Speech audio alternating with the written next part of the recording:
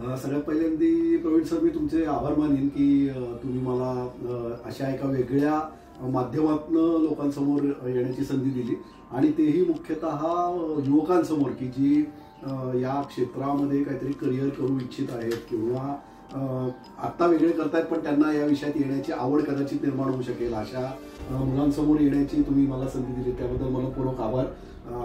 मी सगळ्यात शेवटी परत एकदा समारोप करताना प्रवीण सरांचे आभार मानेन की धन्यवाद प्रवीण सर की तुम्ही मला बोलवलं. सुरुवातीला पण मी एकदा मानले होते पण इतकी छान मुलाखत झाली की त्यातनं परत एकदा मला असं वाटतं की मी त्यांचे आभार मानले पाहिजेत. सरांचं काम जे आहे तर ते करिअर काउन्सिलिंगचं चालतं. आणखीन मला असं वाटतं की आजच्या काळामध्ये आपल्या मुलांच्या समोर खूप वेगवेगळे प्रश्न असतात कारण खूप चित्र बदलतंय.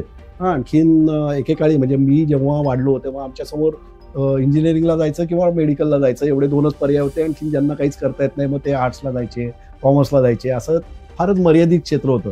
पण आता गेल्या काही वर्षामध्ये इतकं चित्र बदललेलं आहे की आपल्यासमोर अनेक आव्हानं पण आहेत त्याचबरोबर संधी पण अनेक आहेत. मग ती आव्हानांना संधीच्या साह्यातनं आपण सामोरं जाणं एक गरजेचं आहे. त्यासाठी नक्की करिअर कसं असायला पाहिजे याचं आपल्याला माहिती असणं गरजेचं आहे.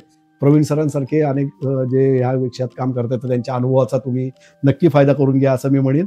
आणि माझं तुम्हाला आवडलं असेल तर तुम्ही या क्षेत्रात नक्की कामाला याल असं मी अपेक्षा करतो. परत एकदा सगळ्यांचे आभार मानतो. Thank you very much sir.